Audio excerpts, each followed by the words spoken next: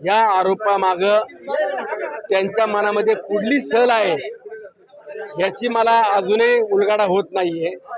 मागील काही दिवसापूर्वी आपण पाहिला असेल, कुंडमाळा या ठिकाणी जो पादचारी पूल पडल्याची घटना घडली आणि त्या पुलाच्या नंतरनं तिथे राज्य सरकार कुठे आहे, तिथले स्थानिक आमदार कुठे आहेत, अशा पद्धतीने जाणीवपूर्वक आरोप केले जात होते।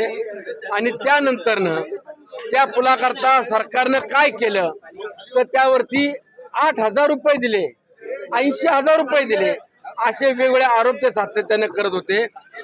ज्या पुलाच्या रकमेकरता राज्य सरकारनं 8 कोटी रुपयाची तरतूद केली आणि आपण बुकलेटला जर पाहिलं तर त्या ठिकाणी 80,000 रुपये अशा पद्धतीने लिहिलेले असतात।